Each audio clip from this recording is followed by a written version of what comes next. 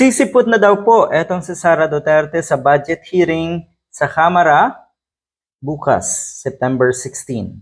Nung una kasing na-schedule ito ay hindi sumipot etong si Sara Duterte.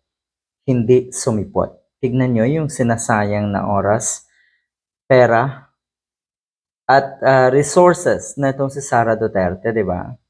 Pa-importante. Pa-importante daw ang damuhang ito.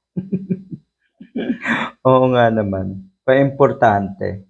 O, ayan.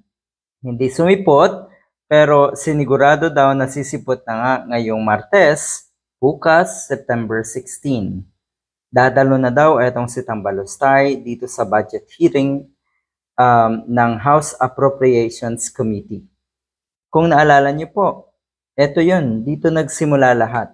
Dito nagsimula ang lahat ng pang-aaway, pagwawala, pag-aalburuto at pagbabanta netong si Sara Duterte. Allergic, ika nga, sa accountability. Ayaw matanong, diba?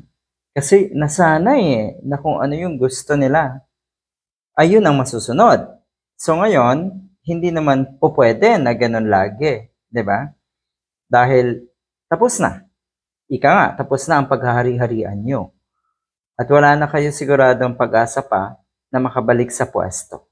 Huwag na po nating payagan yung mga ganito.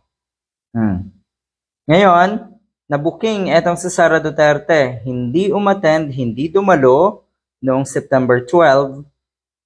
At yun nga, namataan na nanunood etong si Sara Duterte ng isang play. Mas importante pa daw sa kanya yung mga ganito kesa sa budget hearing. Ang ibig sabihin lang neto, ito po ay malaking pambabastos din. Hindi mo binibigyan ng importansya yung proseso ng iyong posisyon. Halimbawa nga sa budget na hinihiling ng OVP. Nakakadiri. Disgusting yung mga ganitong klaseng ugali. Nakita ito si Sara Duterte sa show ng musical na Dear Evan Hansen. Di ba? Mas importante pa nanood ng play para or kesa umattend sa budget hearing. Ganyan po ba ang mga leader material na gusto nyo? Or eto ba ay isang tao na makikitaan mo ng leader material? Di ba maliwanag na ito ay pang-aabuso, kabastusan, at higit sa lahat, walang pakialam itong isang ito kung ano kasi yung gusto niya. Yun ang dapat masunod. At uulitin ko, hindi leader ang ganitong klaseng tao.